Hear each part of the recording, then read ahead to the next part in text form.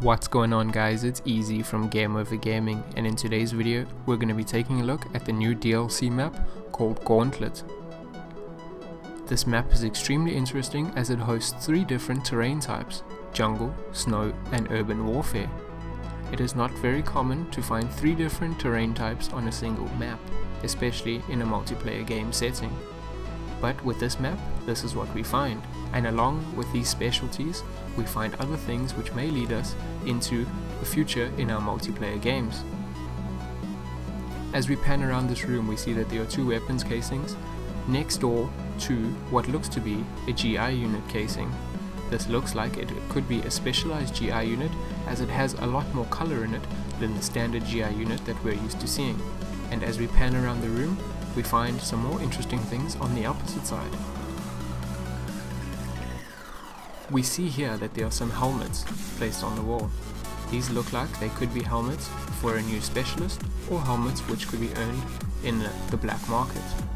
Alongside this helmet casing, we find cases filled with weapons. These weapons range from the HVK, the KN-44, the Argos, the Vespa, the ICR, and most of the weapons which we find in our multiplayer games. The further we pan, the more we find.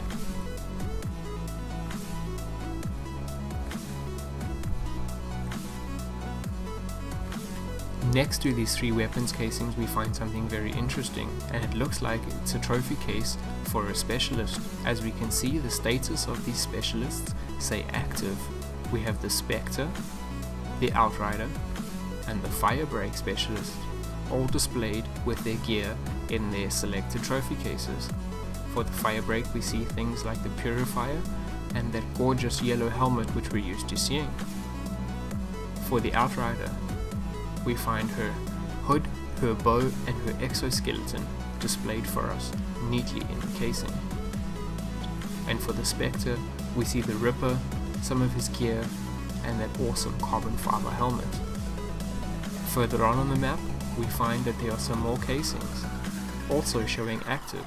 We have the Seraph with the Ripper, the Ruin with the gravity spikes, and then we have the Nomad, showing off some more of that exoskeleton and the heart. We find it extremely interesting that each specialist is displayed in their own casing, with the Nomad and the Hive, along with their gear and the exoskeleton, and the status of active. The same goes for the next 2 specialists.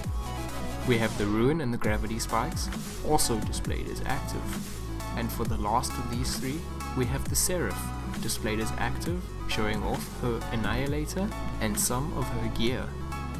And as we move further along this, we find that there are more interesting things to come across. So let's take a look.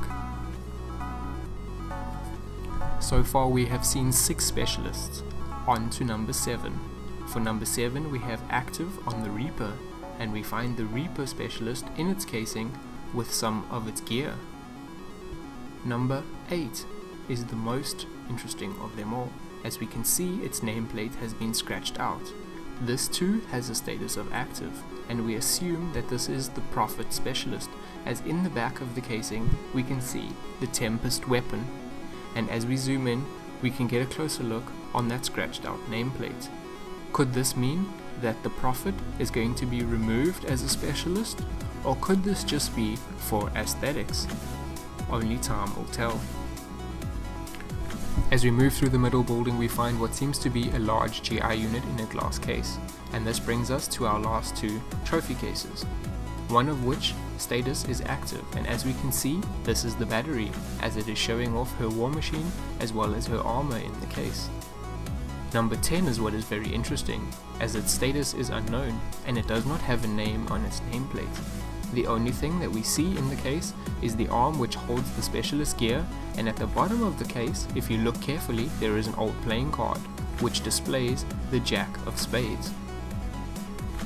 All around the map we seem to find these monitors displaying information, and this monitor is the one which we find most interesting, because as you can see on the left hand side there seems to be a display of attachments on the left And on the right hand side, we see some stuff which is very interesting to us.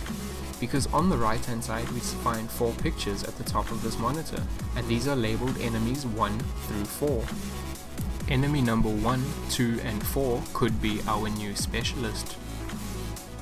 But number 3 is what interests us because it looks like it could be a new score streak.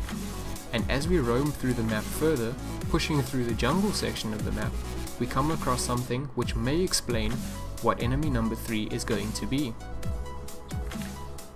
As we look in the glass case, we find what could be a concept for that enemy number 3, and this could be a new score streak. So could we have a new score streak as well as a new specialist? Well, we sure do hope so. This will change our multiplayer game up a lot. Thanks guys for watching. I hope you enjoyed the video.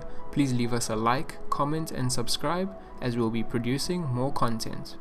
Peace guys.